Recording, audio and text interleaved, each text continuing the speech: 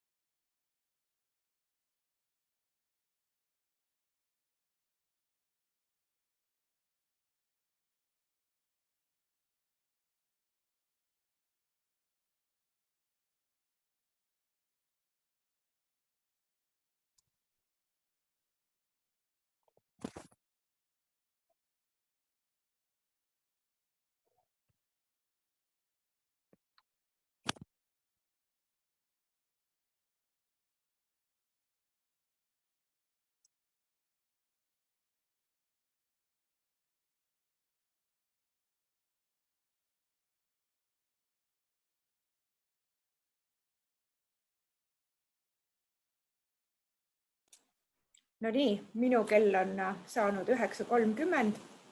Tere tulemast kõigile, tere hommikust ja tere tulemast Tööandjate Ühisuse seminarile, kuidas luua kaasavat töökeskkonda. Meil on siin täna tuttavaid nägusid, kes on Tööandjate Ühisuse liikmed ja meil on uusi nägusid. Ja sellepärast ma võib-olla ka paari sõnaga teile tutvustan, mis asi on Tööandjate Ühisus.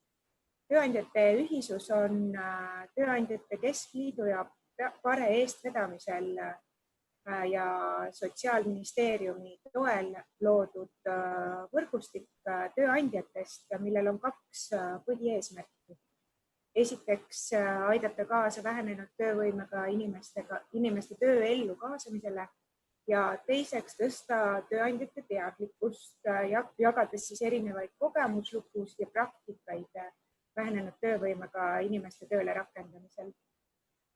Need tööandjad, kes kuuluvad täna ühisusse, neid on üle 40. Need on tööandjad, kes lubavad, et nemad kohtlevad inimesi võrdselt ja ka vähenenud töövõimega inimesi tööle kandideerides kohtlevad võrdselt teiste kandidaatidega ja töötajatega. Ja selle tööandjate võrgustiku eesmärk iseenesest ei ole, et me hakkame nüüd ainult vähenenud töövõimega inimesi värbama, vaid just nimelt see hoiak, et me ei välista neid inimesi juba sellepärast, et neil on vähenenud töövõime. Enne kõike loeb siin mõtteviis, aga otsitakse värbamisel siiski kompetentse. Ja mida veel võib-olla öelda selle kohta, et täna kuulub Tööandjate Ühisuse võrgustikku nii väga suuri tööandjaid kui ka täiesti selliseid mikroettevõtteid. Nii et üldse ei ole oluline, kui suur on see ettevõte, nagu ka ei ole oluline, kas selles ettevõttes töötab vähenenud töövõimega inimesi juba või veel mitte. Kas neid on 300 või on neid ainult 1. Sellel ei ole mingisugust tähtsust. Nagu ütlesin, loeb mõtteviis, kuidas me suhtume inimestesse üleüldiselt. Ja täna ongi meil üks tööandjate ühisuse värske liige Maxima, kes jagab oma kogemuslugu ja Leaga me alustamegi, aga enne veel mõned kokkulepped ja selline tavapärane veebikoosoleku etikett, et mikrofoni palume ettekande ajal hoida suletuna. Küsimused esitage palun ettekande ajal jooksvalt chatti või siis ettekande lõpus otse mikrofoni. Ja võtke omale siis kas siis märkmepaberit või mingi võimalus märkmete tegemiseks ja kuna on hommik, siis saab võtta kõrvale kas kohviteed või mida keegi parasjagu eelistab ja meie ajakava näeb siis ette, et me alustame Maxima kogemuslooga, seejärel räägib Juta Saarevet õiguskantsleri kantseleist oma näidete näol, millega arvestada puuetega inimese kaasamisel ja soolise võrdõiguslikkuse volinik Liisa Pakosta tutvustab meile hiljuti välja antud raamatut Ise oled vana.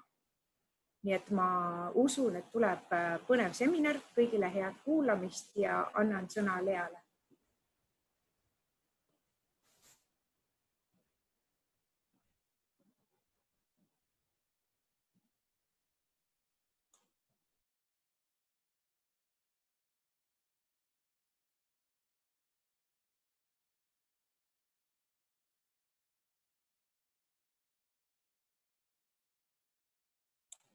Mina ei kuule Lead.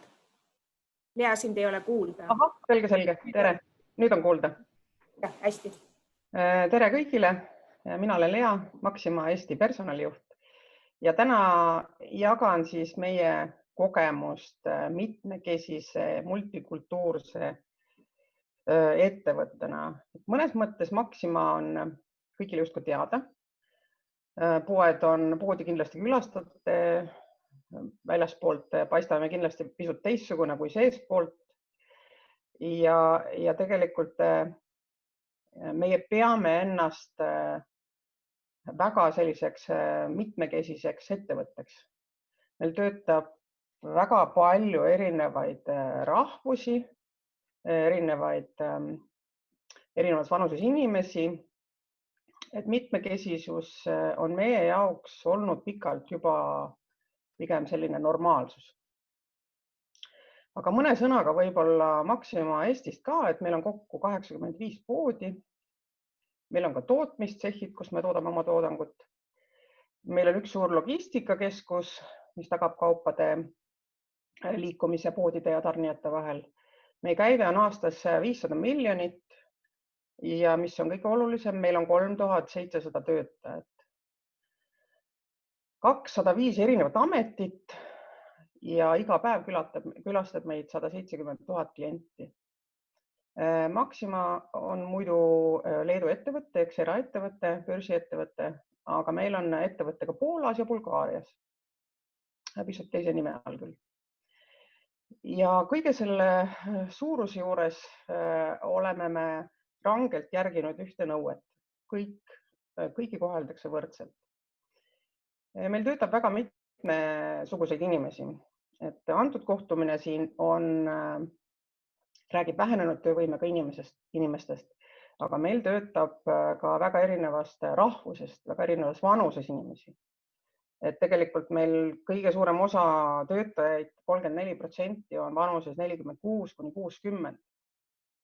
Meil on eestlasi, venelasi, ukrainlasi, valgevenelasi, väga erinevaid rahvuseid. Ja oleme selles mõttes uhked, et meil töötab ka väga palju vähenenud töövõimega töötajaid ja nad saavad suurepäraselt hakkama. Et suur osa neist muidugi töötab kauplustes, töötavad erinevate ametikohtadel, kuid on ka vähenenud töövõimega juhte, vähenenud töövõimega kontoritöötajaid. Et selles suhtes meie vahet ei tee ja meie tegelikult ju me isegi ei tea, eks värbamisel alati, kas inimesel on vähenenud töövõime või mitte. Me ega seda eraldi ei uuri. Kui inimene on kompetentne, saab oma tööga hakkama, me leiame talle sobiva töö. Me otsime inimesi nende hoiakute järgi, nende tahte ja soovi järgi tööd hästi teha. Ja nagu on tavapäraselt Maxima kohta teada, et tihti ei ole takistuseks ka see, et nad eesti keelt võib-olla vähem oskavad. Et ka neil inimestel on vaja kuskilt tööd leida ja neile venekeelsetele inimestele me ka tööd pakume. Mida me siis teeme selleks, et need inimesed võimalikult hästi meil hakkama saaksid? Ja mida me teeme selleks, et need eesti keele oskusega inimesed selle keele osas nagu ennast kindlamini tunneksid eesti keele osas? Me eelkõige oleme kehtestanud nulltolerantsi inimeste vahel mis tahes vahetegemise ja diskrimineerimise osas. Meil on tulnud isegi töölt vabastada inimesi, kes ei suuda leppida teistsuguste hoiakutega, teistsuguse seksuaalse sättumusega inimestega koos töötamise osas. Ja peab ütlema, et tänasel päeval ma ei saa kaebusi töötajate poole pealt enam, et kellelegi oleks nende kas vanuse, vähenenud töövõime või siis rahvuse tõttu liiga tehtud. Et see mittediskrimineerimise poliitika on meil ametlikult alla kirjutatud, kogu ettevõttele teada antud ja inimesed teavad, et selles suhtes ei ole mitte mingisugust leppimist ega järeleandmist. Meie kultuur ettevõttes on, nagu me ise nimetame, selline TVE-kultuur, ehk siis meie ettevõte pooldab lihtsust. Kõik inimesed, kes meil töötavad, vahet pole, kas nad on siis vähenenud töövõimega, täistöövõimega, osalise ajaga, täisajaga, peavad olema teadlikud sellest, mida nad teevad. Nad peavad aru saama, mida neilt oodatakse ja kuidas nad oma tööd võimalikult hästi saaksid teha. Seejärel saavad nad võtta vastutuse oma töö tegemise eest ja täie enesekindlusega see töö nii hästi ära teha kui võimalik. Ja selline kultuur on meil kehtiv nii kontoris kui kauplustes. See on mitte väga vana kultuur ja kindlasti on kauplusi, kus see võib-olla veel täiel määral rakendunud pole, aga kui see kord juurdunud saab olema, siis võimaldab ta kõigil inimestel oma tööga hästi hakkama saada. Ja nagu ma ütlesin, üks suur asi, et me leiame igale inimesele sobiva töö. Et kui inimesel on füüsiline puue, kui inimesel on, ütleme, seal kuulmispuue, siis me arvestame sellega ja oleme paindlikud nende tööülesannete suhtes, mida me sellele inimesele siis teha palume. Paindlikkus on üldse meil väga suur ja oluline osa meie tegevusest, et meil tegelikult poodides lausa 13% inimesi töötab paindliku tööajaga ja vähenenud töövõimega inimestele tihti ongi see väga oluline. Neil on oluline, et neil oleks kodulähedane töö ja et neil oleks neile sobiva koormusega töö. Et selles suhtes me oleme püüdnud igale inimesele leida sobiva töö. Siis tugijuhtidele.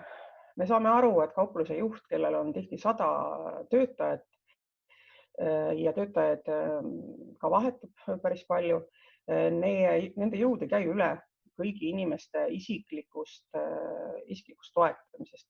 Neil tihti jääb ajast puudu. Seega oleme me käivitanud suuremahulise mentorprogrammi, et juhte töötajate sisseelamisel toetada. Ja mentorprogramm pakub, sellest ma räägin pisut hiljem, aga mentorprogramm on mõeldud just selleks, et kõik, ükskõik kes nad siis pole, kes meie majja tulevad, tunneksid võimalikult kiiresti sellist töörõõmu, saaksid võimalikult kiiresti eduelamuse ja sooviksid meiega töötamist, koostööd jätkata. Lisaks oleme me väga palju koolitanud oma juhte inimeste juhtimise osas, psühholoogia koolitusi pakkunud ja eraldi oleme pööranud tähelepanu ka, kuidas töötada vähenenud töövõimega inimestega. Juhid ise on selle järgi ka küsinud, eriti just võib-olla kui seal on vaimupuudega inimestega tegemist või seal ütleme ärevushäiretega, erinevate selliste psühholoogiliste probleemidega töötajad, et nendega on nad pidanud ütleme keeruliseks toime tulla ja seega oleme me pakkunud neile koolitusi, kuidas selliste inimestega töötada. Pakume ka toetusi ja praktilist abi raskete terviseriketega ja ütleme nüüd viimasel ajal siis COVID-iga seotud töötajatele, et meil on inimesi, kes töötavad viimase staadiumi vähiga. Sageli on neil ka perekonna ütleme seis selline raskemapoolne. Me oleme pakkunud neile praktilist abi, näiteks kinkekaartide näol. Nad saaksid meie enda poest oma toidud, vitamiinid ja oleme pakkunud ja pakume ka näiteks praegusel talvisel ajal inimestel, kellel on liikumisega probleeme, taksoteenust, taksoga tööl käimise võimalust, et võimaldada neil ikkagi tööle tulla, vaatamata sellisele keerulisele liiklemisolule tänaval. Ja COVID-iga seotud töötajad, kes tihti osutuvad lähikontaktseteks, oleme neile ja sunnitud karantiini jääma. Oleme pakkunud neile sellist teenust, et viinud neile paari nädala toidud koju, pannud kokku toidupakid, et nad ei peaks kodust väljuma ja saaksid rahuliku südamega oma karantiini aja koduste seinte vahel veeta. Et see on meile olnud hästi oluline, me alustasime sellega juba eelmisel kevadel, siis kui oli esimene laine ja töötajad on väga suure tänulikkusega sellega vastu võtnud. Kui mul on teada inimene, kellel on probleeme liikumisega, poodi saamisega, siis see toidupaki abi on alati selline kiire lahendus nende aitamisel. Siis mentorprogramm. Me alustasime selle mentorprogrammiga 2 aastat tagasi praegu ja me oleme koolitanud välja üle 200 mentori. Mentorid on poodides erinevad töötajad, on kassapidajad, on vahetusvanemaid, on saaliteenindajaid. Mentoriks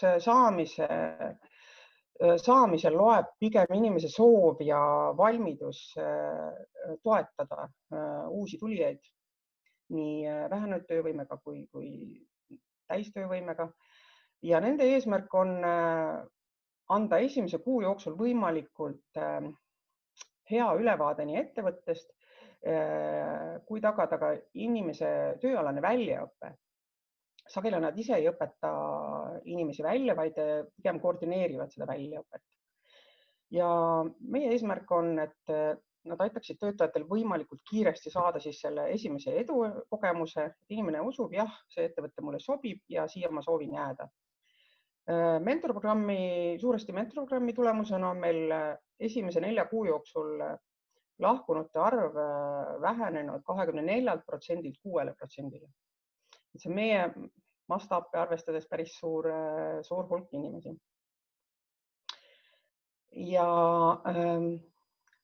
kindlasti on üks hästi oluline asi, kuna inimesed tulevad tööle poodidesse, nad tulevad sisuliselt valmis perekonda, kuhu nad siis kas võetakse vastu või võeta. Ja mentori üks väga oluline roll on, ta aitab luua inimesel kiiresti ettevõttes selliseid suhteid selles samas poes.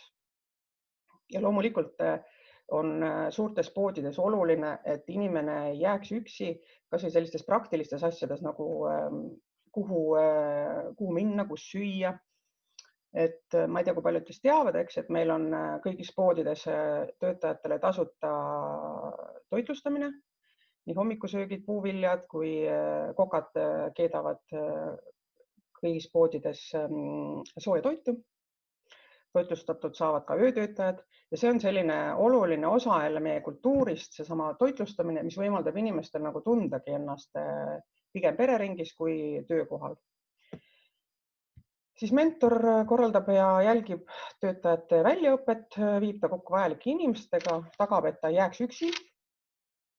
ja et ta saaks esitada küsimusi oma töö kohta, toetab teda igati, on nõnda öelda inimese esimene kontakt ja tihtipeale ongi just vähenenud töövõimega inimeste puhul see, et nad soovivad, neil on vaja nagu natukene kauem ja pikemalt ja põhjalikumalt sellist tuge töökohal, et oma ametisse sisse elada.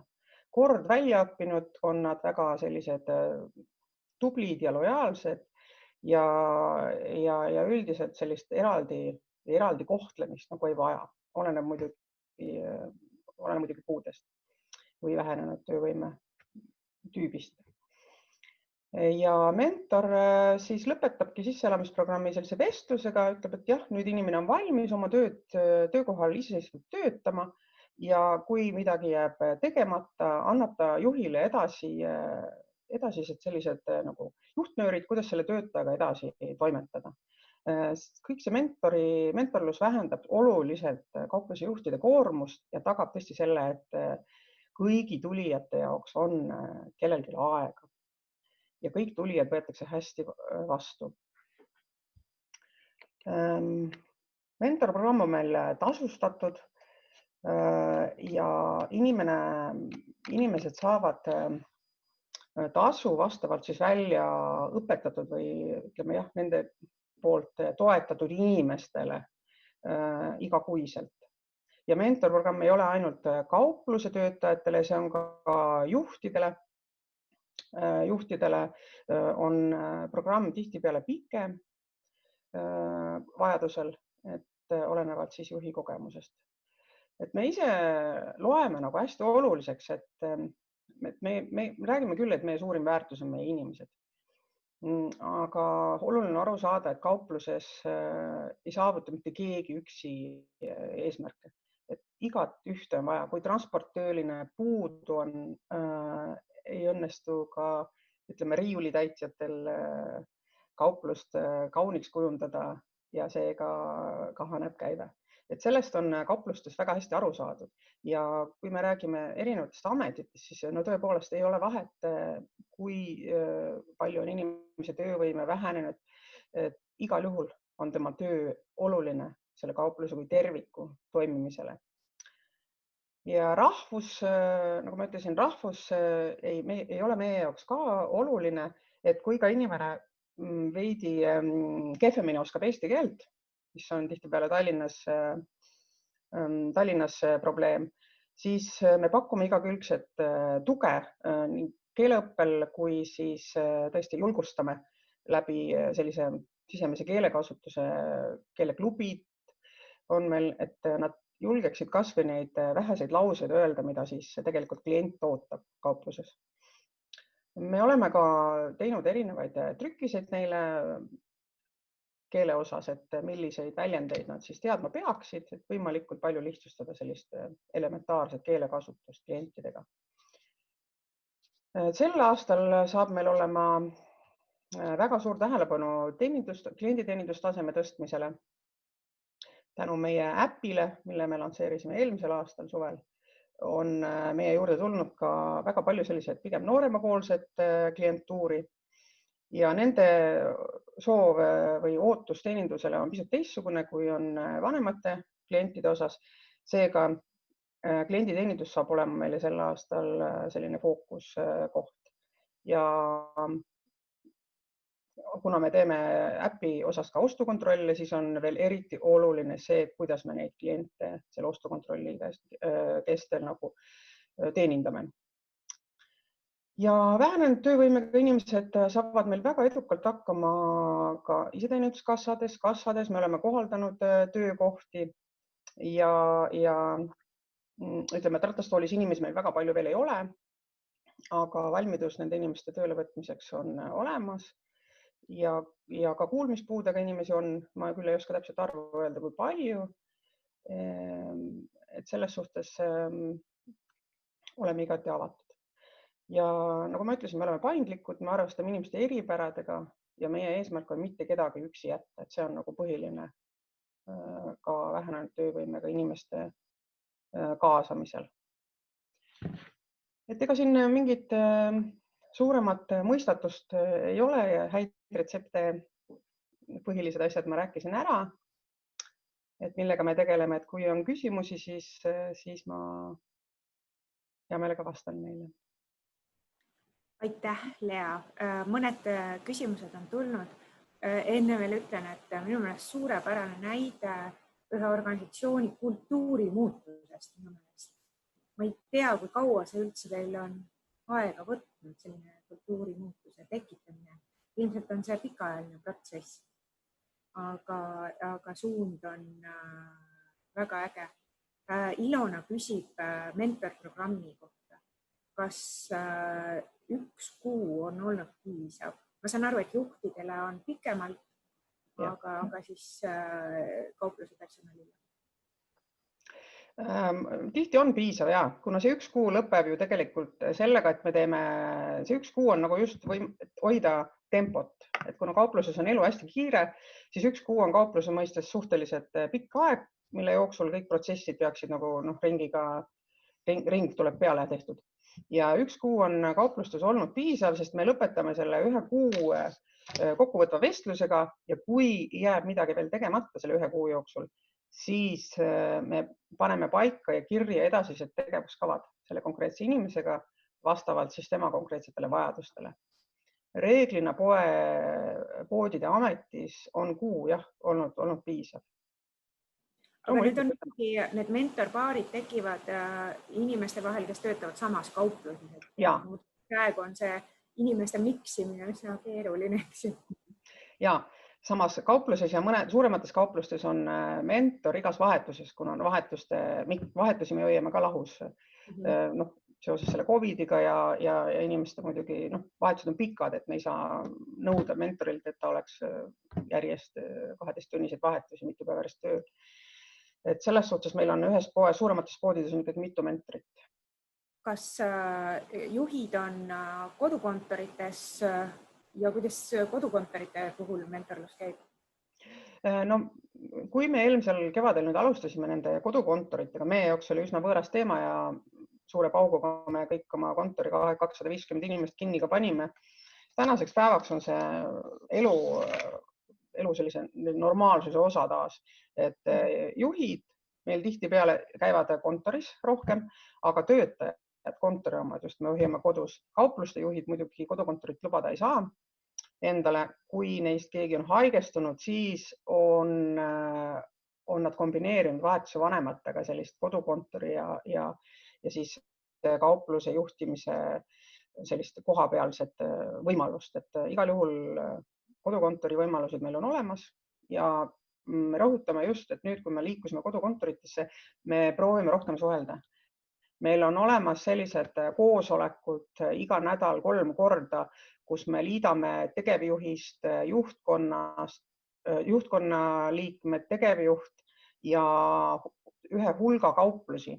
Ja selle tunni aja jooksul saavad kõik kauplused sellest piirkonnast rääkida oma muresid, me võtame nendega koheselt midagi ette, ehk siis tegelikult see COVIDi periood on meid nagu vaatamata sellele, sõltumata sellest, kus me töötame, on hästi palju lähendanud just kaupluste osas, et kui me 85 kauplusesse alati nagu kohale võib-olla jõudsime korda aastas, paar korda aastas, siis nüüd me kohtume tegelikult kõigi kauplustega iga 5 nädala tagant. Ja, väga... seda me tunneme kõik, et Eesti on justkui väiksemaks läinud läbi nende veebiseminaride ja kohtumiste. Ja. Mis on väga, väga hea võimalus just regioonide inimestele, kes muidu on saanud, kellel on olnud keerulisem pääseda ligi just mõndadele asjadele, mis toimunud pealinnas. Aga Triin küsib veel, et milline on olnud erivajadusega töötaja keskmine karjäärine pikkus Eestis Maximas? Sellist infot mul praegu ei ole, aga ma arvan, et meil on ka neid, ma julgen öelda, et meil on ka neid, kes on olnud üle 10 aasta. See oleneb hästi, milline see erivajadus on. Ja tegelikult minu kogemus on see, et need pigem erivajadustega inimesed on lojaalsemad ja vahetavad töökohta vähem, et neil on nagu raskem võib-olla sisse elada teinekord oma eripärade tõttu ja kui nad kord on sisse elanud ja sinna peresse vastu võetud, et nad püsivad seal pikalt. Ja Ilona küsib veel, et paindlik tööaeg vähenenud töövõimega inimesele, küllap ka teistele, aga et mis on keskmine tööpäeva pikkus erivajadusega inimesel? No kui ma vaatan siit praegu osalise tööajaga, ütleme 0,5 on keskmine ehk siis kuskil 6 tundi. Aga on ka vähema arvu tundidega, et me oleme hästi paindlikud nende graafikute koostamisel ja proovime katta, me saame raporteid, et oma business intelligence süsteemidest, et millistel tundidel on suurem kliendivoog ja selle järgi siis me proovime kutsuda tööle need inimesed, kes on osalise ajaga just nendeks perioodideks. Hommikul kaupluse avanedes ja siis kuskil 5-7. Et on ka inimesi, kes käivad ainult niimoodi 4-8, 4 tundi. Aga keskmiselt ma julgen öelda, et kuskil 6 tundi. Etel küsib, kuidas te motiveerite mentoreid, kas nad on eraldi tasustatud ja kas inimesed hakkavad hea meelega mentoriks? See hea meelega, ma võib-olla vastan sellele esimesena, ega see lihtne ei olnud neid üldse veenda, mis see mentorlus on ja milleks seda vaja on. Tänasel päeval oleme pidanud vähem veenmistööd tegema ja see, kes on valmis mentoriks hakkama, ta tõesti asub selle töö kallale hea meelega ja meil on tasustatud jah. Et kuna praegusel me muud moodi tundsime, et me ei saa seda mentorprogrammi niimoodi liikuma, nagu me sooviks ja miks ka peaks, et seega me tegime sellise tasustamissüsteemi ja kui nad on oma kuu kokkuvõtet meile edastanud, siis järgmise töötasuga nad saavad tasu nende inimeste arvu pealt, kui palju nad siis ära on mentordanud, menteede arvu pealt.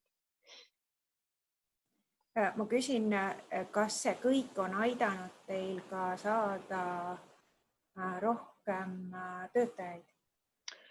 Jaa, on tegelikult küll ja meie jaoks oli oluline üks asi, et me saaks rohkem töötajaid, paremaid töötajaid. Teine see, et need töötajad, kelle me oleme suure hoolega välja otsinud, jääks ka pidama.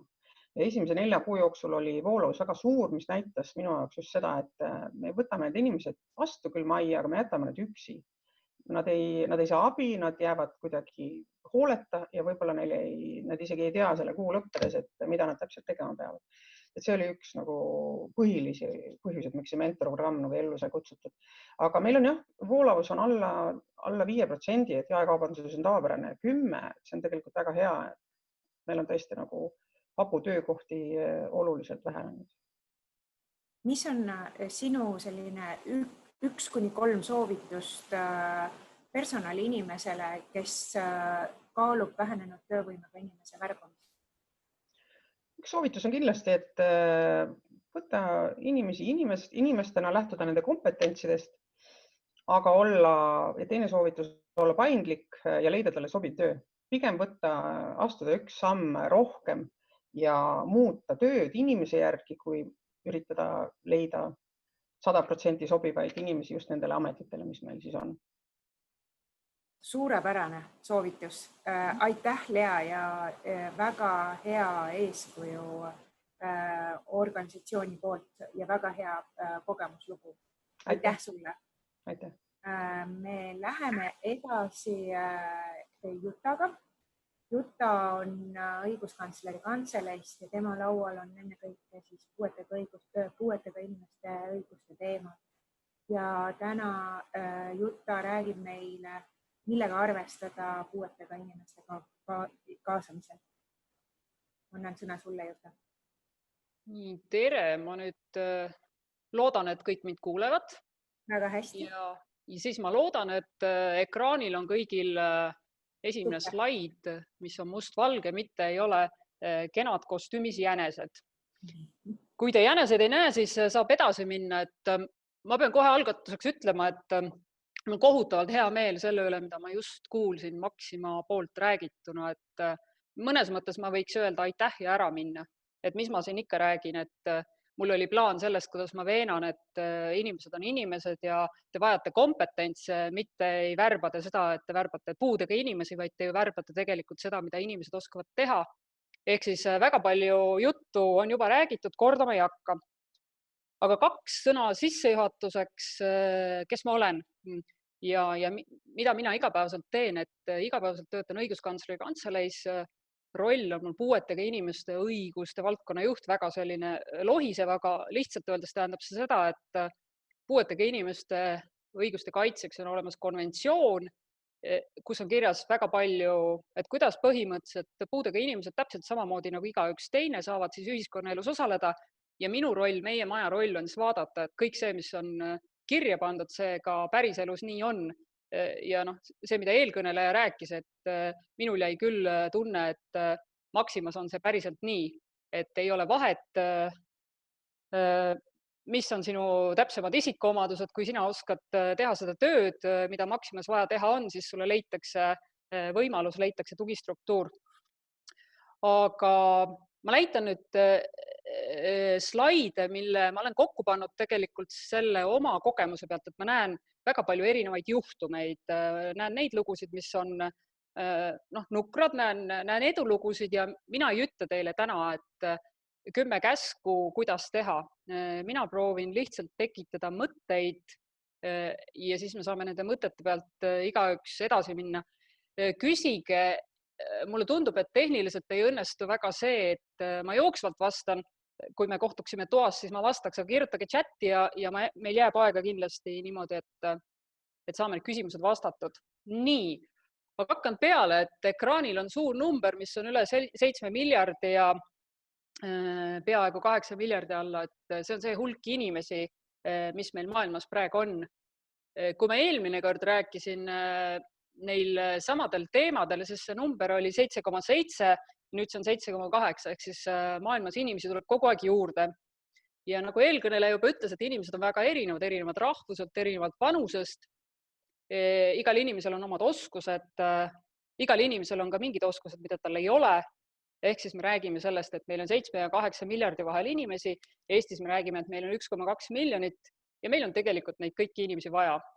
Igaühel on omad tugevused ja igalühel on omad nõrkused. Kuna ma räägin puuetega inimestest, siis ma proovin seda konteksti luua, et mis see siis õiguslikus mõttes. Et konventsioonis on põhimõtteliselt on antud definitsioon, öeldakse seda, et puudega inimesed on inimesed, kellel on mingi pikaajaline füüsiline, vaimne, intellektuaalne, mingi kahjustus, sisuliselt ütleme, et on mingi haigus või mingi sündroom, see on pikaajaline ja siis öeldakse, et mingid ühiskonnaelu takistused sellega koos, sellest tingitult ei saa need inimesed ühiskonnas olla võrdselt teistega osaleda. Ehk siis puudega inimene ei ole ainult see inimene, kes on läinud Sotsiaalkindlustusametisse, tema puue on ametlikult tuvastatud, et lihtsalt selliseid inimesi võrdluseks on Eestis umbes 156 000, kellel on siis ametlikult puue tuvastatud, aga olen suhelnud näiteks Uus-Meremaa ja Ameerika inimestega ja nemad ütlevad, et nemad on uurinud, et hinnanguliselt 1/4 kogu rahvast on tegelikult puudega, et nad mahuvad sinna definitsiooni alla. Ehk siis, miks ma seda numbrit näitasin, seda peaaegu 8 miljardit on see, et kui me teeme väikese matemaatilised tehte, siis me saame teada, et puudega inimesi on väga palju. Et mis on, et me tihtipeale ei tea. Me ei tea, et inimesel on diabeet, näiteks ka HIV-iga inimesed lähevad selle definitsiooni alla. Me ei tea, aga inimesed on erinevad, kõik ei paista välja. Et see on nagu hästi oluline aru saada, et me ei räägi mingist sellisest vähemusest, mingist väikesest üksikust inimesest kusagil, vaid me räägime tegelikult millestki, mis puudutab meid sisuliselt igaühte. Et kõigil meil on erinevad vajadused ja nii tulebki teha, nagu Maxima just ütles, et meid tegelikult huvitavad kompetentsid ja oskused ja neid me saame rakendada. Nõnna, ehk siis kontekst on see, et neid inimesi on palju. Mis on hästi oluline, kui rääkida erivajadusega puuetega inimestest üldse, on see, et meie ümber on hästi palju tehiskeskkonda. Võtsin selle kokku sõnaga betoon, aga see ei pruugi olla ainult betoon, see võib olla ka klaas, teed, tänavad, majad ja ma näitan mingit hulka pilte, et on mingid olukorrad, kus me kõik saame aru, et see betoon, see tehiskeskkond on absurdne.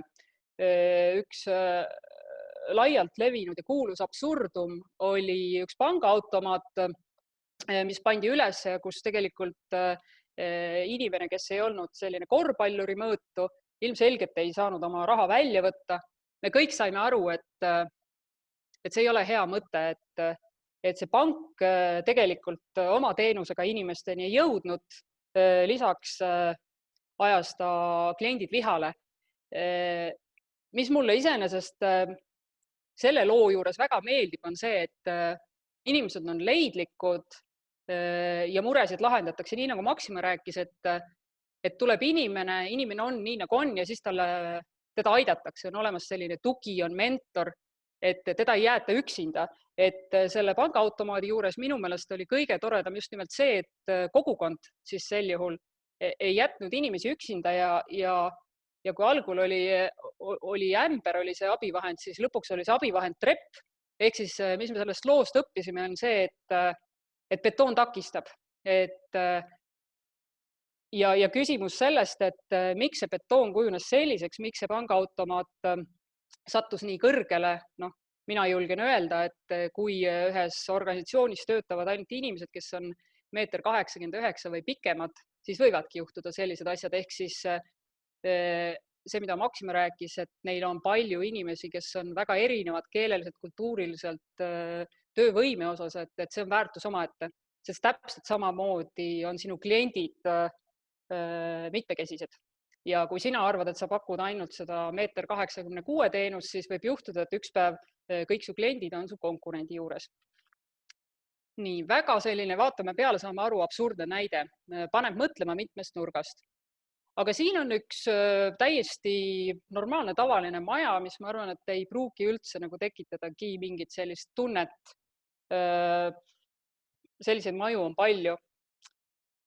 Aga kui ma ütlen, et see maja on perearstikeskus, ehk siis sellest trepist peaksid üles saama need inimesed, kes perearsti juures päriselt käivad, kõigepealt peavad imikud käima seal väga palju, imikud liiguvad lapsevankriga, lapsevankrit nendest trepiastmetest üles viia on pehmelt öeldes väljakutse, vanemad inimesed, kes liiguvad käimisraamiga, karkudega ja nii edasi.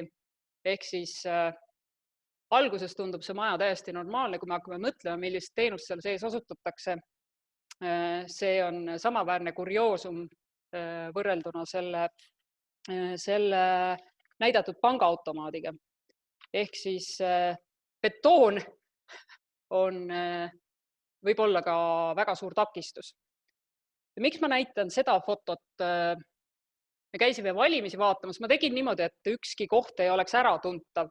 Ma tean, et need, kes on seal käinud, need tunnevad ära, aga ma võtsin need nimed ära, et ma ei ütle, kus vallas või kus kohas see on. Miks ma seda pilti näitan, et see maja, te näete, seal on ilusad lillepotid, kollased lilled ja tegelikult tänu nendele lillepottidele, mis on väga ilusad, ei ole see maja ligipääsetav. Et kui vaadata pildi nurka, seda kõnniteeserva, siis see kõnniteeserv muutub madalaks mingist hetkest, et on ratastooliga võimalik üle sõita ja ratastooliga peaks liikuma just täpselt seal, kus see lillepott on, aga see ilus lillepott siis põhimõtteliselt takistab selle ligipääsetavuse ära.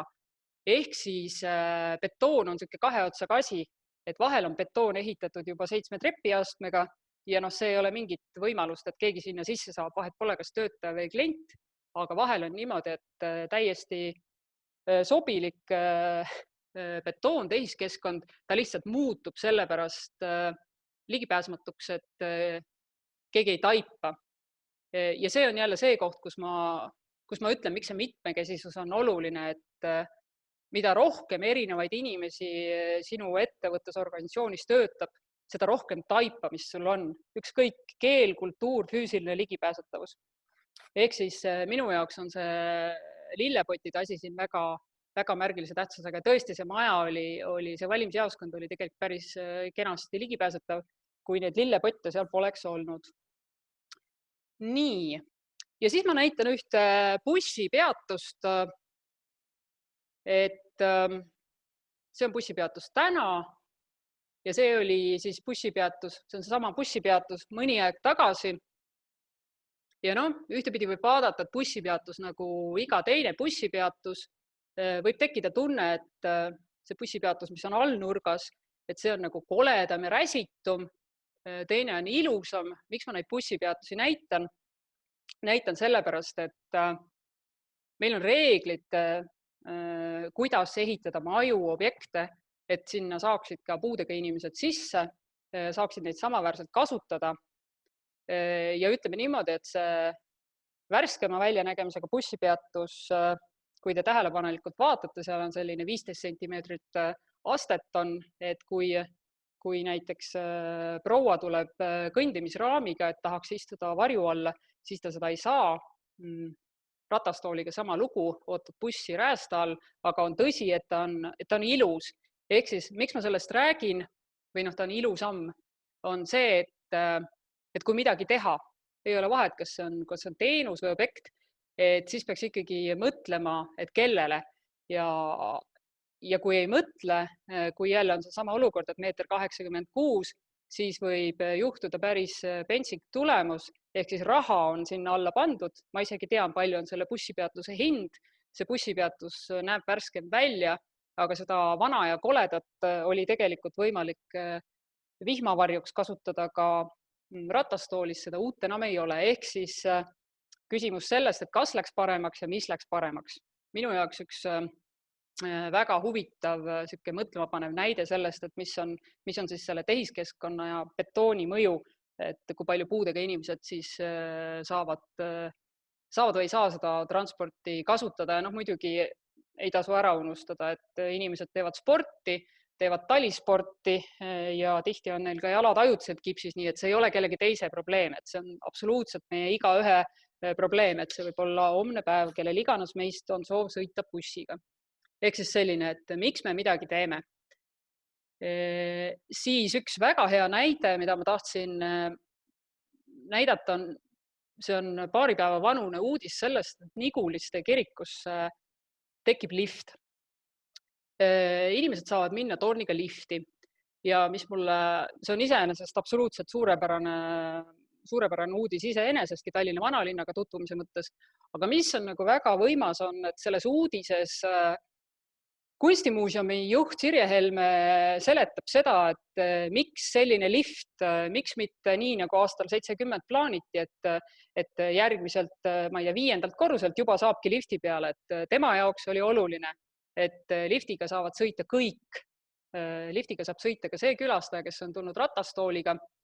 Minu meelest on see suurepärane selles mõttes, et muuseum saab aru, et ta on absoluutselt igale külalisele ja kui me mõtleme selle muuseumi äriks, mida ilmselgelt üks suur vaatetorn olukorras, kus turistid tulevad tagasi Tallinna linna on, siis kui Niguliste tornis on lift, mida saavad kasutada kõik, siis inimesed lähevad Tallinna vaadet vaatama Nigulistesse, mitte Olevistesse või Raekoja torni. Ehk siis see, et organisatsioon on avatud klientidele, kes on täpselt nii mitmekesised, nagu nad on, ja et on avatud töötajatele, kes on täpselt nii mitmekesised, kui nad on, et see on mingis hetkes ka puhas rahaline kasu. Ja mulle väga meeldis just see selgitus siin taga, et see oli midagi, mille muuseumi juht tõi välja, mis tähendab seda, et täpselt nii nagu Maxima tõi välja, et neil on kultuur, mis ütleb, et kõik on võrdsed, kedagi ei diskrimineerita, et siis ka kunstimuuseum seda väärtust kannab. Ja siis on viimane betoon, mida ma tahtsin tutvustada, millest rääkida. Et me räägime siin valdavalt majadest ja objektidest, räägime, et kas klient saab kasutada, kas inimene, kes selle teenuse tarbija on, et kas inimene saab arsti juurde või inimene saab muuseumisse või inimene saab minna oma pensionit taotlema kuskile klienditeenindusse, aga tegelikult ju igas organisatsioonis töötavad töötajad ja pahatihti tahaks ju personalijuht värvata kõiki inimesi, keda on võimalik värvata, aga tuleb välja, et kuna need inimesed ei saa tööpostile, siis neid ei ole võimalik värvata. Näiteks võiks ju olla riigiametnik vabalt ratastoolis, aga tegelikult ei ole see paljudes hoonetes võimalik. Et siis Riigi Kinnisvara ehitab praegu uusi nii-öelda riigimaju ja nendes majades on tehtud väga selge otsus, et mitte ainult klient ei pea sisse saama, vaid ka riigi töötajad võivad olla täpselt samamoodi igasuguste vajadustega, mitmekesine on see töötajaskond ka. Ja need majad on nüüd sellised, kus siis betoon mitte ei takista, vaid betoon toetab, et päriselt ka juhid, personal, kõik saavad värvata neid inimesi, keda nad vajavad. Et see, et inimesel on mingi, no ma ei tea, et kas inimene on puudega, et see ei ole enam takistus. Kõik inimesed, keda siis Eestis on, palju meil neid tööealisi on, 600 ja nii edasi 1000, et kõik inimesed, ühesõnaga on võimalik valida parimad oskused, parim kvalifikatsioon. Et enam ei ole see, et ma võtan parima inimese, kes suudab jalgsi 5. korruse trepist üles minna. Nii et see on üks minu selles mõttes lemmikprojekt, et tõesti seal on võetud maha kõik takistused selleks, et parim inimene saaks olla töötaja. Et see on suurepärane, et see on kultuurimuutus sellest vaatest, et riik muidu mõtles ikkagi pigem selle peale, et ta suudaks kodanikule kodanikuteenused ära pakkuda. Aga nüüd riik mõtleb sellele, et kõik saaksid töötada ja see on super. Nii. Ja neid maju hakkab nüüd riburada pidi Eesti peale tulema, et see esimene oli Tartus, mis siis nüüd on olemas ja lähipäevil siis ka täielikult avaneb. Nii, ja nüüd betoonist hüppan ära e-maailma, et e-maailm on selles mõttes väga oluline maailm, et te võite teha väga hea teenuse, aga kui teie koduleht on selline, et keegi ei leia sealt midagi üles või saa kätte, siis sama hästi võiks teil seda teenust mitte olla. Mis on olnud meie töölaual pöördumisi erinevaid on, mis mulle tundus, et väärib nagu üle rääkimist, on see, et Eestis on ID-kaart, et ID-kaart on midagi, mis võimaldab sisuliselt igaühel, ka inimesel, kes on täielikult halvatud, võimaldab tegelikult osaleda elus nii nagu absoluutselt igaühel teisel, et oligi üks noormees, kes tõesti oligi täiesti halvatud, ta liigutas arvutit, ühe väike sõrm, ta natuke liikus, ta oli täiesti võimeline ja üks päev läksid tal ID-kaardi paroolid lukku ja siis ta oli absoluutselt võimetu. Eks ma ei taha neid juhtumeid rohkem süvitsi rääkida, ma lihtsalt tahtsin juhtida tähelepanu, et ID-kaart või autentimine on see siis see, et mingi tarkvara läheb katki või tehakse mingit uuendust, et see võib mõjutada väga paljude inimeste võimalust näiteks teie e-teenuseid kasutada.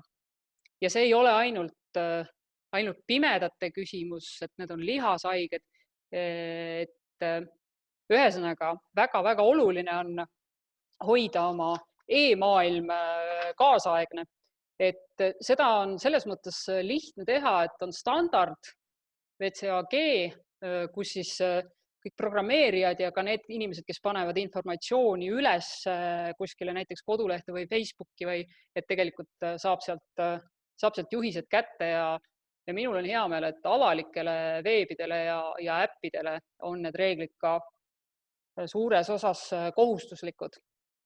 Sest lihtsalt igaks juhuks ütlen, teadmata teie kõigi kogemusi, et pimedad saavad ülimalt hästi kasutada arvutit, aga nad saavad seda kasutada ainult siis, kui kood on õigesti kirjutatud ja nende ekraaniluger saab selle kõik neile ette lugeda. Ja lihtsalt paar näidet mõtisklemiseks, et kust tulevad sisse need murekohad. Siin on minu oma e-mail ja siin see pilt, et meie näeme, siin on üks pilt, 3 lõvi, õiguskantsler ja kui see pilt ei ole korralikult kirjeldatud, siis pime inimene näeb mingit suvalist tähtede jada ja e-maile saadetakse palju ja e-mailide sabas on tihtipeale mingid pildid, millede puhul tahetakse, et need jõuavad kohale, aga nad ei pruugi jõuda kohale, kui nad ei ole tehniliselt õigesti ära kirjeldatud. Sama lugu on Facebookiga, mida palju kasutatakse, et ma siin järgmine kõneleja on Liisa Pakosta, et natukene kasutan teda ära, rääkimaks selleks, et on olemas selline kuri asi nagu pildi PDF, mida ei loe ette ekraaniluger. PDF on võimalik ka nii teha, et ta loetakse ette, aga PDF on selline, need pildid, need ütleme siis nii-öelda kinnised pildid, et neid kasutatakse väga palju. Jõulud oli just see, kus neid minule tuli meeletutes kogustes kirjakasti. Need ajavad tegelikult turri ka need inimesed, kes tahavad mingit tekstilõiku kopeerida, aga kui siis on vaegnägijatega tegemist, siis nendele see informatsioon kätte ei jõua. Ja PDF on väga palju, tõesti liigub meiliga, aga Facebook on neid täis. Nii et kui on vajalik kasutada PDF-i sellist, mida lugerid ette ei loe, et see on olemas selline asi nagu kirjeldustõlge ja miks ma seda voliniku jõulukaarte näitan, et seal oli see ka kenasti olemas. Ehk siis kirjeldatakse, mis pildi peal on. Nii. Ja nüüd üks väga-väga oluline asi on see küsimus, et kas kõik on tegelikult ka pardal. Et mulle kohutavalt meeldis see, mida Maxim rääkis, et võtavad inimesed on erinevad ja siis nad ei eelda, et tegelikult kõik need inimesed sobituvad kuidagi juba olemasolevatesse struktuuridesse, et juures on mentor ja vaadatakse, et kas päriselt ka, et kas kõik klapib, et kas inimesed ikka saavad olla selle kaupluse pere täisõiguslikud liikmed. Et siin on üks pardale mineku pilt, kus on näha, et neid trepiastmeid on täpselt 3 tükki ja siis seal üleval vasakus nurgas on siis öeldud, et tegelikult sinna saab sisse küll ratastooli ja lapsevankriga, et see ei ole tegelik pardal olemine. Et see, kui me ütleme, et kõik on teretulnud, aga tegelikult inimesed takerduvad otseses või kaudses mõttes kogu aeg trepiastmete peale, siis nad ei ole teretulnud. Ja ma näitan teile nüüd ühte väga sellist olmelist jada või see on nagu prügikastid, et siin on üks prügikast ja siin on teine. Siin on ka veel kombinatsioon prügikastidest, siin on nad kõik ühele kokku pandud, et kui te mõtlete, et mis mul on prügikastidega mingi spetsiifilisem seos, siis see on selline olmeline detail, mis näitab seda, et kas kõik on tegelikult pardal. Et kui need prügikaste täpsemalt jälgida, siis see, mis on tualettruumis, et see on invatualett ja põhimõtteliselt see on kaane ja pedaaliga prügikast ja kui siis, nagu kõik on kaane ja pedaaliga, et siis põhimõtteliselt puudega inimene peaks just paluma kedagi appi, et ta saaks oma prügi siis ükskõik kus ära visata. Et siin on üleval paremas nurgas on aga prügikastid, millel tähelepanelikult vaadates näete, et kaane peal on nupukene. Ehk siis neid prügikaste saab ka avada näiteks inimene, kes on ratastoolis. Ja miks need prügikastid on veel väga hea sümbol, on need prügikastid, need, mis on all vasakus nurgas ja need, mis on üleval paremas nurgas, need on ühes majas. See maja on superministeerium. Nupuga prügikastid on sellel korrusel, kus asub sotsiaalministeerium, sest sotsiaalministeeriumis töötab ka ratastoolis inimene.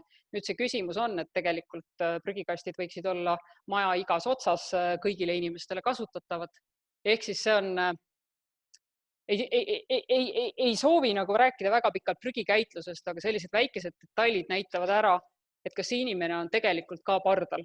Et näiteks mina tunneksin ennast päris halvasti, kui ma peaksin kolleegi käest küsima, et kuule, ole hea, viska mu õunasüda ära.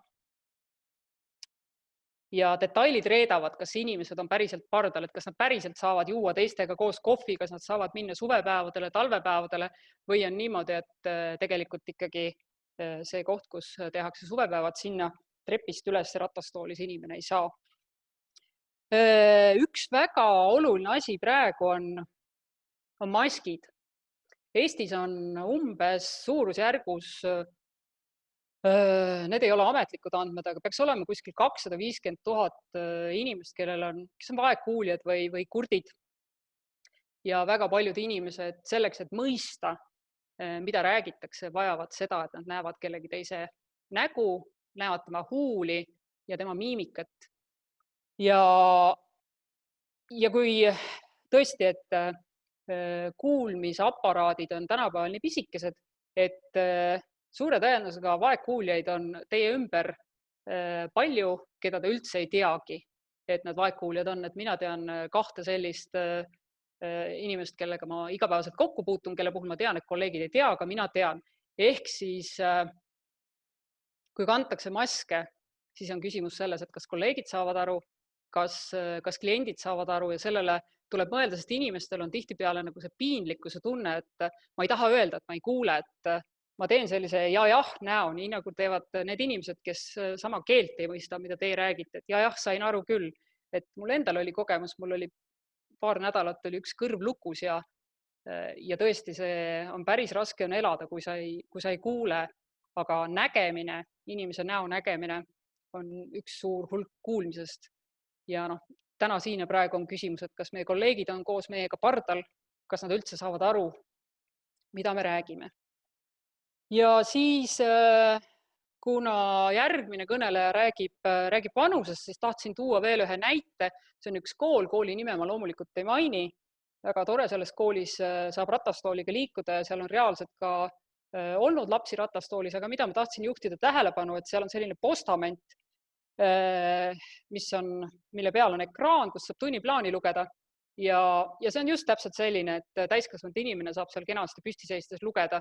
Selle postamendi peal on 1. klassi tunniplaan ja põhimõtteliselt see pisikene poiss või tüdruk peab olema väga kikivarvul, et sealt ka kõige alumist rida näha, ehk siis kas me teeme asjad kasutatavaks nendele, kes neid kasutama peavad.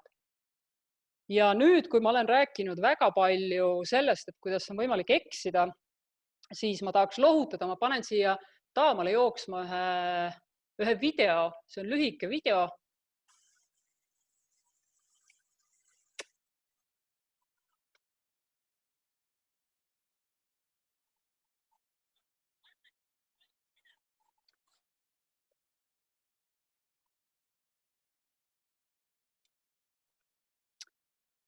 Ja see video, see inimene, kes sealt välja hüppas, olin mina ja miks ma seda teile näitan, on see, et ärge muretsege selle pärast, et te teete midagi valesti, et võib-olla te ei kaasa õigesti või võib-olla see kolleeg ei olnud päris pardal.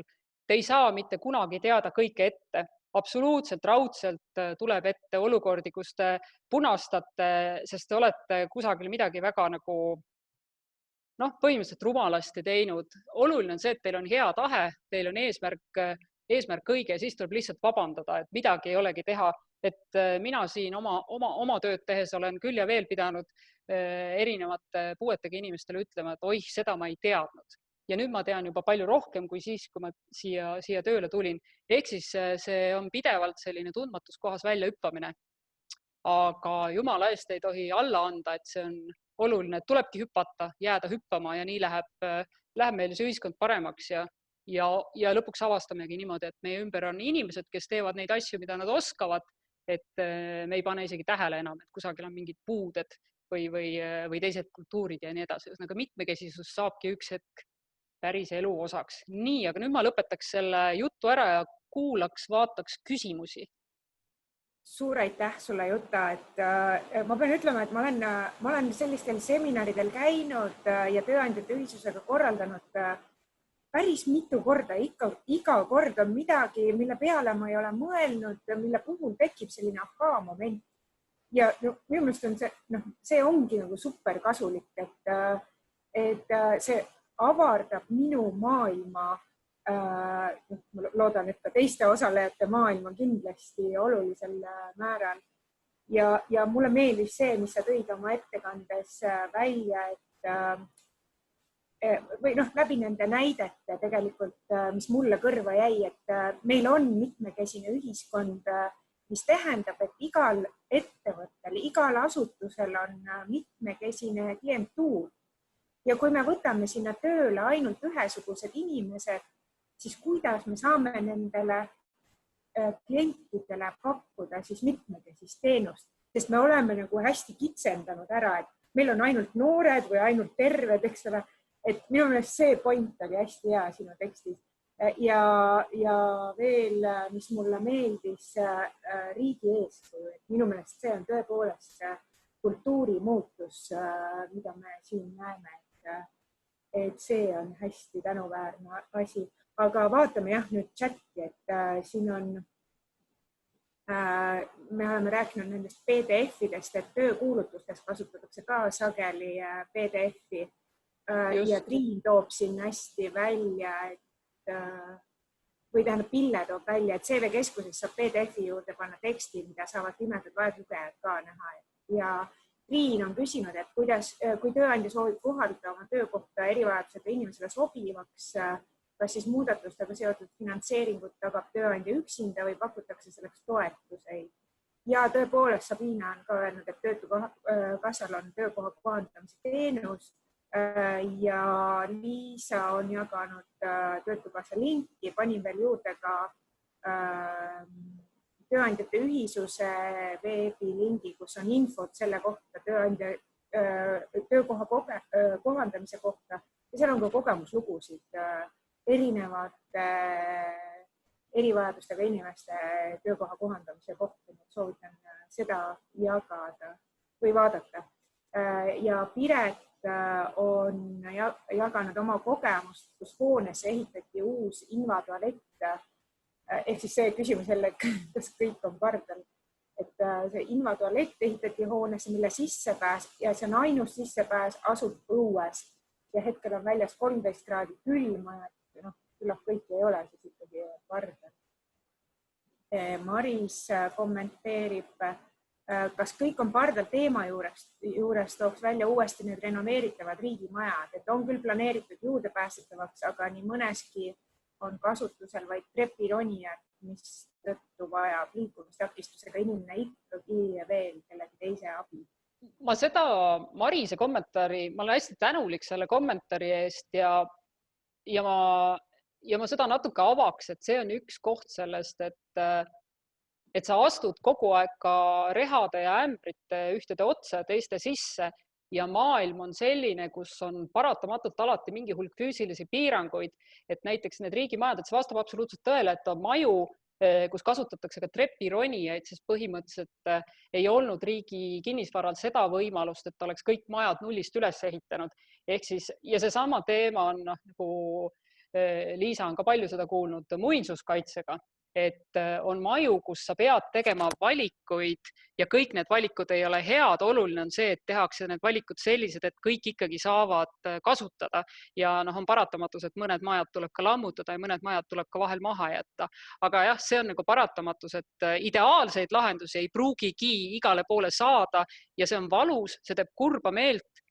Aga seda tuleb kohati ka aktsepteerida, et mina siin praegu seisan Toompeal õiguskantsleri kantselei majas, kus ka tuleb tunnistada, et seda olukorda, et igasse tuppa saaks ratastooliga, on väga keeruline luua. Samas meie majas on lift ja meie majas saab laias plaanis igaüks liikuda. Ehk siis tuleb keskenduda sellele eesmärgile, positiivsele ja mitte jätta tegemata sellepärast, et ei saa 100%, vaid on 95%. Väga nõus sellega ja Liisa on ka kommenteerinud selle tunniplaani kohta, et nüüd on see suurel ekraanil, et me saime aru, et meil läks valesti, eks ju, et tehakse parandus. Väga hästi, eks ju, nii peabki.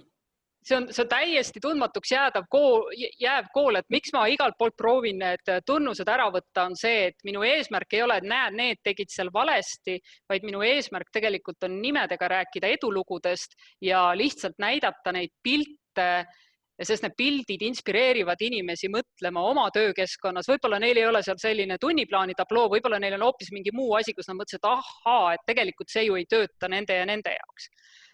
Aga mul on väga hea meel, et selles koolis on suurel ekraanil tunniplaan. Ja Pille küsib veel, et kas sa oskad soovitada, kust saaks rohkem infot, et kuidas jäädistada e-maili, Facebooki ja PDF? Alati, kui on küsimusi, et kuidas siis nüüd täpselt teha, siis Puuetega Inimeste Koda on katusorganisatsioon kõigile erinevate puudeliikide organisatsioonidele, et iseenesest Pimedate Liit ja Jakob Rosin on need, kes kindlasti aitavad, toetavad ja konsulteerivad, et Jakob Rosin on meeletult hea IT-teadmisega inimene, kelle IT-oskused ületavad minu omi kordades, et ta oskab absoluutselt kindlasti anda oma organisatsioonis seda nõu.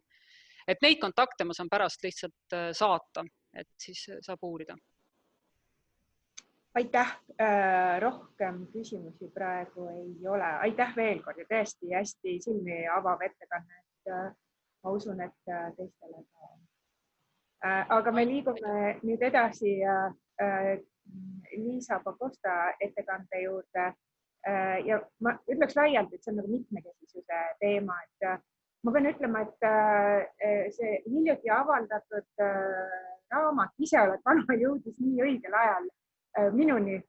sest ma olin just seda seminari ette valmistamas ja mulle tundus see väga tore raamat, selles mõttes ta on nii lihtsas keeles kirjutatud ja teeb nagu selgeks, et ärme jäta ühte gruppi ühiskonnas, ärme tõuka teda eemale, sellepärast et tal on vanus või mis iganes eripära, et me selle pärast nagu kedagi eemale ei tõukaks. Aga nüüd annan siis Liisale sõna ja Liisa räägib, mis põhjusel ta tegid ja mis selle eesmärk on. Seda raamatut saab siis ka ise endale laadida, et meie veebilehel oli olemas info.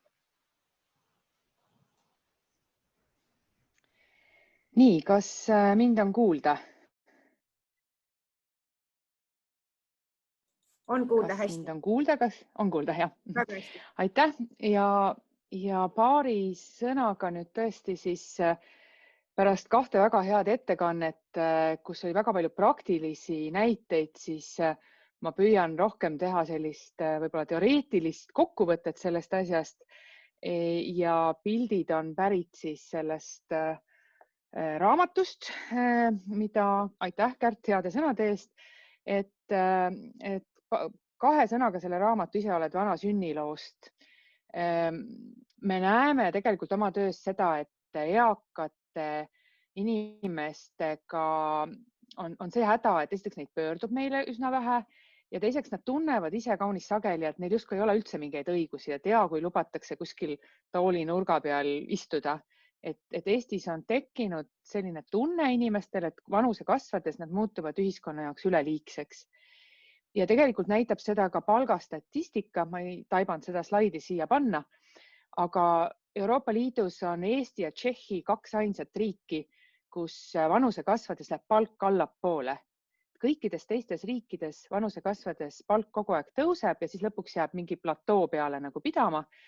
Aga Eesti ja Tšehhi on siis need riigid kahekesti, kus kuskilt 45. eluaastast edasi hakkab see keskmine palk allapoole minema, et midagi on nagu selgelt valesti selles asjas. Aga nüüd nagu lubatud, et paari sõnaga sellist teoreetilist raamistust, et jah, tõepoolest, et see kogu see võrdse kohtlemise teema ei ole mingisugune Sorose välja mõeldud roosa ila, vaid tegelikult on selle põhimõtte ju kirja pannud juba Aristoteles, viidates juba varasematele allikatele, mis lihtsalt meieni pole säilinud. Ja see põhimõte on selles, et võrdsetele inimestele tuleb anda võrdselt ja ebavõrdsetele ebavõrdselt. Et see kõlab kaunis imelikult, et mis mõttes ebavõrdsetele ebavõrdselt. Aga kui me selle lühidalt kokku võtame, siis see tõepoolest tähendab seda, et võrdseid inimesi koheldakse võrdselt. Aga need, kes on mingi tunnuse poolest ei ole päris võrdses positsioonis teistega, et nendele luuakse need võrdsed tingimused ja nende võrdsete tingimuste loomine ongi see ebavõrdselt kohtlemine. Et mul oli selles mõttes väga hea meel ka kuulata Maxima ettekannet, et ta tõi ju terve rea näiteid, kuidas selles ettevõttes on just nimelt loodud neid võrdseid tingimusi juurde või tehtud midagi, mis aitab sellel inimesel, kes ei ole teistega, nende kõige tugevamatega võrdses olukorras, ikkagi neid võrdseid võimalusi kasutada. Ja veel siis kokkuvõtlikumalt öeldes, et kui inimene siis tahab ja suudab tööd teha, mõlemad asjad peavad olema olemas, et inimesel peab olema see tahe tööd teha ja ta peab suutma ka oma seda tööd nõuete kohaselt teha. Aga teda takistavad mingisugused temast endast mitte olenevad asjaolud. Et ma ei tea, kas või tõesti see, et sa ei saagi tegelikult WC-s inimväärselt oma asju ajada, sest prügikast on selline, nagu see on. Ja sa ei saa ise seda ju kuidagi muuta, et sa ei saa kodust tulla nagu oma prügikastiga, eks ole, või sa ei saa perearstikeskusesse ise treppi ümber ehitada. Et siis need takistused tuleb kõrvaldada, et see on selline võrdse kohtlemise põhimõte. Peenemalt öeldes võiks siis öelda niimoodi, et võrdne kohtlemine kaitseb võrdseid ebavõrdse kohtlemise eest ja ebavõrdseid võrdse kohtlemise eest. Et neile ei öelda, et saa hakkama nii nagu kõik teised. Ja see rahaautomaadi pilt siin juba oli, aga tõesti, see on maailmas hästi palju kasutusel olev niisugune lihtne illustratsioon selle kohta, et mis see võrdse kohtlemise põhimõte on. Et on ju tõesti selles, et kui on näiteks lapsed, kes tahavad üle plangu vaadata, ma ei tea, mingit põnevat jalgpallimatši, mis teisel pool käib. Ja kui neid kõiki koheldakse ühtemoodi, siis need, kes on lühemad, nad lihtsalt üle selle aia ei näe või nad ei saa sealt rahaautomaadist raha kätte, eks ole. Ja tulebki kast alla panna, piltlikult öeldes kast alla panna selleks, et kõik näeksid ühtemoodi. Ja kui me räägime võrdsest kohtlemisest siis veel edasi, siis tõepoolest see barjääride eemaldamine on nagu see, kuhu poole me püüdleme ja ilmselt jäämegi püüdlema. Ma olen väga nõus Jutaga selles osas, et seda perfektselt täiesti vigadeta ongi võimatu teha, et lihtsalt iga päev natuke paremini, aga kogu aeg me saame uusi asju teada, õpime uusi asju, avastame uusi asju, ka inimesed tulevad uued tööle, kellel on võib-olla hoopis teistsugused vajadused, et see barjääride eemaldamine on selles mõttes täiesti püsiv protsess. Aga täna lubasin natukene rohkem rääkida vanusest ja on olemas selline termin nagu vanusetundlikkus. Vahest kasutatakse ka võõrapärast tõlget ageism. Ja see tähendabki seda, nagu see termin ütleb, et kui ollakse tundlik selle vanuse numbri suhtes, et siis selle tundlikkusega võib olla midagi valesti. Ei pruugi, aga võib olla. Ja valesti on siis, kui see hakkab piiranguid seadma. Et selle vanuselise diskrimineerimise 3 erinevat niisugust tasandit on siis, üks on see stereotüüp, et kui me arvame näiteks, et kõik, kes on vanemad kui 50, ei tea mitte midagi sotsiaalmeediast ega arvutitest. Ma just paar päeva tagasi kohtusin sellise suhtumisega, kusjuures inimene hakkas seda mulle rääkima, ma olen vanem kui 50 ja siis mul kõrval juba inimesed turtsatasid mitu korda. Aga kui ma lõpuks siis ütlesin talle, et vabandust, et mul endalgi on siin, teate, päris mitu sotsiaalmeediakontot, päris mitu aastat olen nendega juba toimetanud, saan hakkama küll. Siis teine inimene ütles vastu, et appikene, et ma arvasin, et te olete mitte vanem kui 35. Ma ütlesin, et selle lause peale lepime ära.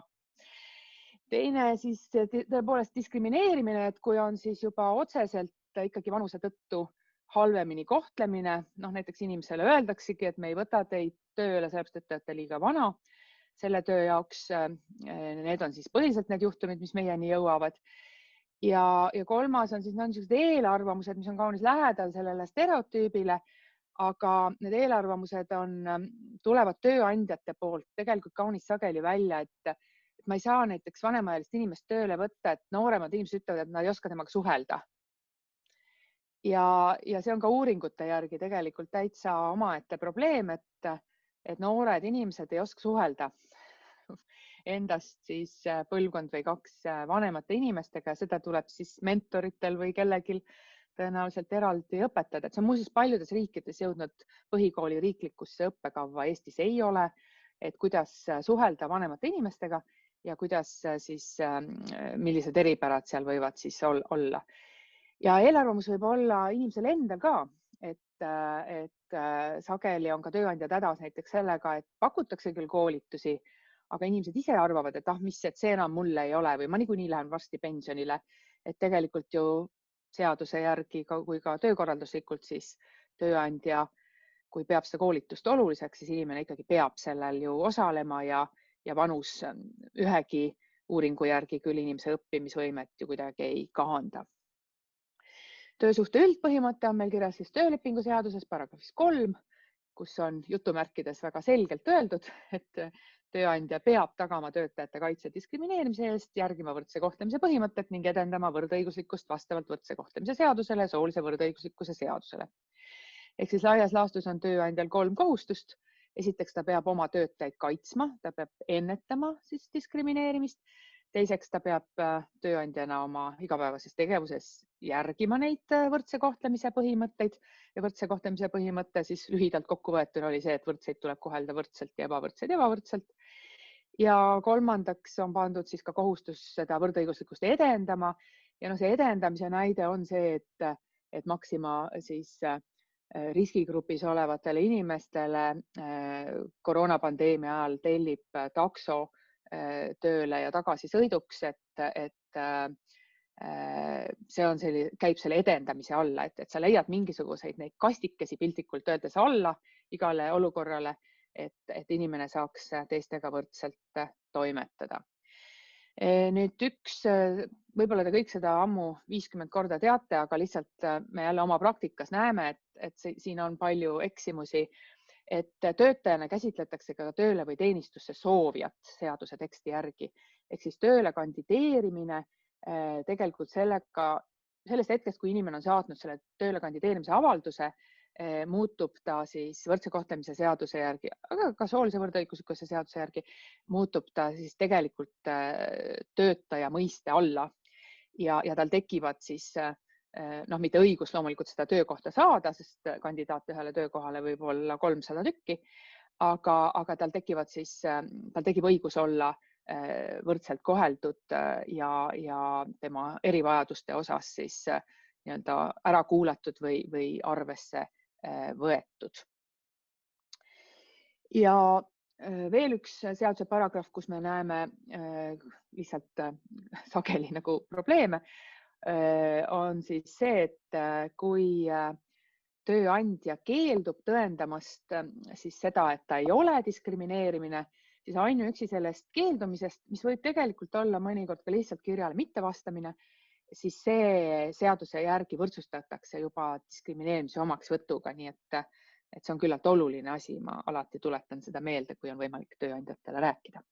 Ja Juta sellest juba rääkis, et puue tõepoolest ei pea olema ametiasutuse poolt määratud. See on Eestis ka seaduse järgi niimoodi, et see on siis mis tahes funktsiooni kaotus või ka kõrvalekalle, millel on oluline pikaajaline ebasoodus mõju igapäevatoimingute sooritamisele. No meil on olnud näiteks mõned pöördumised, kus inimene on erakordselt lühike, et tal ei ole ühtegi haigust, aga ta on väga lühike ja tal tekib siis probleem tööülesannete täitmisel.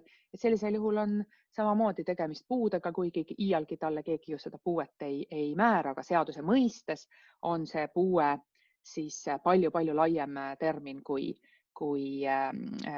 see, mida Sotsiaalkindlustusamet puudena määrab. Ja vanuse juurde tulles veel üks asi, mis praktikas tekitab küllalt palju segadust, on siis see, et puue defineeritakse Eestis erinevates seadustes erineval moel. Töösuhtes on ta ikkagi defineeritud selle võrdse kohtlemise seaduse kohaselt tulenevalt siis töölepingu seaduse sellest paragrahvist 3 ja see on siis see väga lai sedastus.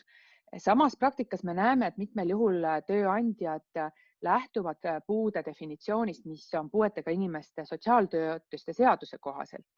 Ja sealt tekib sageli arusaamatust, et kui inimene muutub selle sotsiaaltoetuste seaduse kohaselt mitte tööealiseks ehk tal saabub pensioniiga, siis arvatakse, et see tähendab ühtlasi seda, et selle inimesega võib töösuhte lõpetada.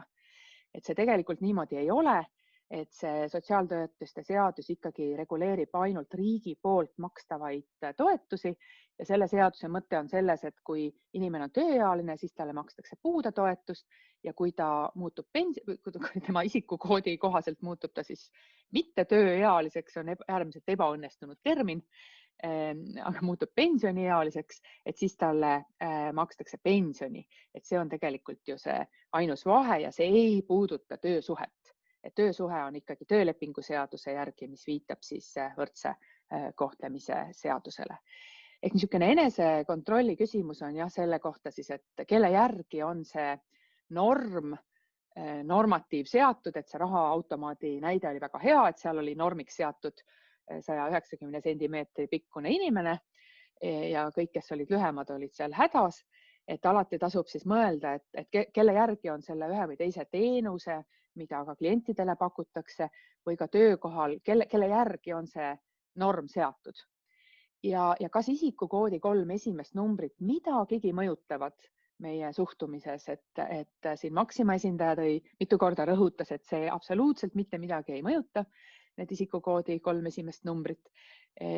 Aga praktikas kahjuks on meile öelnud kõik personaliotsingu firmad, et väga sageli tööandjad nendele ütlevad, et ärge meile neid CV-sid, kus vanus on üle 45 üldse edasi saatkegi. Ehk see ja vanuseline diskrimineerimine sageli saadakse sellest aru, et see on liiga vana inimene, aga tegelikult praktikas jällegi näeme, et mõnikord on inimene ka liiga noor, et sellisel juhul on täpselt samamoodi tegemist siis vanuselise diskrimineerimisega, välja arvatud juhtumitel, kus siis seadus alaealisele keelab töötamise. Need on väga üksikud töövaldkonnad. Et ka alaealise puhul, kui tema kompetents vastab nõuetele, siis tegelikult ei tohi ainuüksi vanusele viidates keelduda siis töösuhtest. Ja praktikas me teame ju, meil on isegi 5.–6. klassi lapsi, kes teevad mingisugune nädalavahetuseti programmeerimisotsasid, et selline see tegelikult väga positiivne tööturule sisenemise võimalus ju ometi olemas on.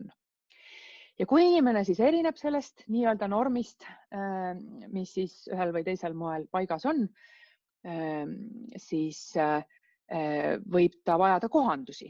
Ja nüüd nende kohanduste tegemine, nii nagu kahest eelnevast ettekandest on väga selgesti välja tulnud, on siis tegelikult tööandja kohustus. Tööandjal ei ole see kohustus absoluutne. See tähendab seda, et ta ei pea kõikidele inimestele tegema kõiki võimalikke kohustusi. Esiteks loomulikult need kohustused peavad olema vajaduspõhised. Need peavad olema eesmärgipärased, ehk nad peavad aitama siis seal töösuhtes osaleda. Need peavad olema tehtud mõistlikul määral. Sellest ma kohe räägin natuke veel edasi. Ja kokkulepitult ehk tegelikult ikkagi eeldatakse, et töötaja ise annab teada enda vajadusest. Euroopa kohtust on küll mitu kohtuotsust, kus Euroopa kohtuotsused teatavasti on otsekohalduvad kõikidele liikmesriikidele. Euroopa kohtust on küll mitu kohtuotsust, kus öeldakse, et sellisel juhul, kui inimese puue või erivajadus, näiteks ka rasvumine, mis takistab siis töö või vajab mingisugust kohandusi, et kui see on ilmselgelt näha, et siis sellisel juhul ei eeldata töötajalt sellest teadaandmist.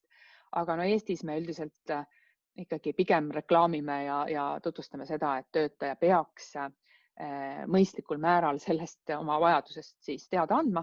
Ja tõsi on ka see, et kui töötaja ei ole teada andnud, et siis diskrimineerimist ja puuet ei ole näha või erivajadust ei ole näha, et siis diskrimineerimist ei teki. Et näiteks üks kaasus, mis meil oli, kus töötaja töötas valvurina, ta pidi siis tagama väga suurte majanduslike väärtuste valvamise. Tal oli psüühiline häire, ta ei olnud sellest teada andnud, tal jäid rohud võtmata ühel päeval ja ta lahkus meeltesegaduse olukorras töölt, jättes kõik valveta, teatamata sellest kellegile. Tööandja vabastas ta töölt selle peale jämeda tööülesannete või töökohustuse rikkumise tõttu ja töötaja pöördus meie poole siis diskrimineerimise tuvastamiseks, aga me ei tuvastanud diskrimineerimist, sest tõepoolest tööandjal olid olemas kõik reeglid selleks, mida tuleb täita ja tööandja oli ka tegelikult teavitanud, et kui on mingisuguseid kohandusi vaja, et nad seda tagavad, et näiteks kas või häirenupp oleks võinud see inimene taotleda, aga ta ei söandanud sellest kellegile rääkida. Mis läheb vanusega meelest ära, vanus iseenesest ei ole puue, aga vanuse kasvades võib neid erivajadusi juurde tulla ja ka alaealisel võib olla mitmeid erivajadusi, mis vajavad kohandusi. Aga mis läheb meil sageli sassi jälle praktikas on see, et emade, isade perekondlike kohustustega kohanemisega tööandjad saavad tegelikult üha paremini hakkama, et see pilt on päris kena. Aga meil on vanemaealised inimesed, kellel võib-olla on elukaaslane või abikaasa näiteks vajab väga palju hoolitsust oma terviserikke tõttu või siis nad täidavad vanaema või vanaisa kohustusi näiteks. Ja tegelikult soolise võrdõiguslikkuse seadus paragrahv 11 lõige 1.4 paneb tööandjale kohustuse tõhustada töö- ja pereelu ühitamist ka vanaemadele ja vanaisadele, arvestades siis sealjuures töötaja vajadusi. Nüüd jällegi töö loomulikult peab saama sealjuures ka nõuete kohaselt tehtud, aga praktikas me näeme, et siin on hädas, kõige rohkem hädas on tavapärasest rohkem isad, kelle puhul ei eeldata, et ta üldse mingeid töö- ja pereelu ühitamisi vajaks või korraldaks. Ja teiseks on ka just vanemaealised inimesed hädas. Sageli võtavad vanemaealised inimesed ennast töölt lahti selleks, et lühikest aega lapselapse eest hooldada ja nad tegelikult ei saa pärast tööturul enam tagasi. Et meil just eelmisel aastal Tartu Ülikoolilt valmis üks teadusuuring, kus tuligi välja, et selline granny cap ehk vanaema lõhe on täiesti selgelt olemas, et eriti just vanaemad on need, kes töölt ära lähevad lühikeseks ajaks ja pärast väga oluliselt kaotavad siis oma eneseteostuse võimaluses ja palgavõimaluses, et nad ei saa nagu tagasi, et selle asemel võiks siis tegelikult pakkuda kas siis lühiajalist palgata puhkust või mingit muud varianti. Ja siin on ka väga palju siis väärtushinnangute konflikte ja ka oskamatust. Ja siin on ka siis maksukonflikt, et kui puude puhul on ka, miks ma panin selle lingi ennist, et lisaks töökoha kohandamisel on ju terve rida ka töötasutoetusi, vanuse puhul rääkides on näiteks alaealise tööle värbamise puhul ju töötasutoetus, aga on ka puuetega inimeste puhul erinevaid siis nii-öelda maksutoetusi, aga töö- ja pereelu ühitamise puhul selliseid toetusi ei ole. Ja mul hakkab aeg otsa saama, siin on lihtsalt näide paar lehekülge sellest raamatust, et meil on tegelikult 15 soovitust seal töö- ja pereelu ühitamise kohta just vanemaealistel. Igaks juhuks tahtsin veel meelde tuletada töötervishoiu ja tööohutuse seadust ja nüüd paari sõnaga veel nendest asjakohastest meetmetest. Nagu me nägime ennem, siis see puude mõiste on väga lai. See rakendub ka täiesti terve vanemaealise inimese suhtes, kes näiteks lihtsalt ei jaksa enam 8-tunnist tööpäeva võib-olla teha, aga väga hästi jaksaks võib-olla 6-tunnist või 5-tunnist tööpäeva teha. Ja selliste eeliste andmist või selliste kohanduste tegemist mitte mingil juhul siis diskrimineerimiseks ei loeta. Mitte mingil juhul on võib-olla natuke üle pingutatud, nad peavad siiski olema põhjendatud ja vajadusepõhised, eesmärgipõhised. Ja need kulutused samal ajal tööandjale ei tohi olla siis ebaproportsionaalselt suured. Ja kuidas siis neid rakendada, neid kohandusi igapäevases elus? Töötajal on üldiselt see teavituskohustus. Peaks olema siis tööandjal ära määratletud see, et kuidas see kohanduste küsimise ja rakendamise protsess selles ettevõttes on. Need kohandused reeglina kipuvad olema individuaalsed ehk iga töötaja jaoks erinevad, vastavalt siis konkreetse töötaja huvidest ja vajadustest lähtuvalt ja on siis seotud ikkagi sellega, et see töötaja saab seda konkreetset tööd nõuete kohaselt teha. Dialoogis valmivad need kohandused, et töötaja peab ka sellega nõus olema ja tööandja peab ka sellega nõus olema. Ehk siis see töötaja peaks siis igal juhul olema kaasatud. Ja siin on küsitavaid kohti selle värbamisel kokkuleppimisega, et üldiselt erivajadustega inimesed sageli ei julge rääkida värbamisel oma kohanduse vajadusest, nad kardavad, et neid siis ei värvata. Aga samal ajal võib selguda, et inimene võetakse tööle, aga tegelikult üht või teist kohandust tõesti ei ole võimalik teha. Ja siis on mõlemal poolel paha tunne, et me julgustame siis tööandjaid kuidagi märku andma sellest, et värbamisel on väga hea mõte tegelikult sellest erivajadusest rääkida, et sellepärast kedagi eemale ei tõrjuta. Kui see kohandus on ebaproportsionaalselt koormav, siis tööandja seda, piltlikult öeldes, peab ikkagi kõikide inimeste palk, teiste töötajate palk ka säilima ja tööandja võimekus seda palka välja maksta säilima, et see ei saa olla ebaproportsionaalselt koormav. Selle otsuse saab teha tööandja või teebki tööandja, aga seda saab vaidlustada. Ja märkusena juurde, et siis seadustest tulenevad kohandused, neid ei loeta ebaproportsionaalseteks, et seal saab siis ajatada neid, kui näiteks on vaja mingeid ehituslikke muudatusi teha, aga neid ebaproportsionaalseks ei loeta. Ja seda proportsionaalsust hinnatakse siis nii rahaliste kulutuste ülevaates, sealhulgas arvestades ka riikliku toetuse võimalusi, ka muud kulud on olulised, ettevõtte suurust ka vaadatakse, see, mis on jõukohane suurele ettevõttele, ei pruugi jõukohane olla väiksele, siis millised on siis ettevõtte nii-öelda majandusnäitajad, ka kasutegur, kui asi on väga kulukas, kasutegur väga väike, see ei pruugi olla proportsionaalne ja näiteks kui on inimesel väga lühike see tähtajaga tööleping, et siis see ei pruugi ka olla siis selle kohanduse tegemiseks, kui see on kallis, nii-öelda nagu vajalik. Et volinik.ee kodulehel on meil palju täpsemat infot. Tehnilistel põhjustel ei ole meil lahti selline leht nagu toetav.ee, aga seal on siis näidis töökorralduse reeglitest, kus saab endale valida siis sobivaid peatükke, mida äkki liita selle töökorralduse reeglitele, kui me selle lahti saame, siis tuleb sinna kindlasti suurem tutvustus ka juurde, aga jätan selle teile meelde.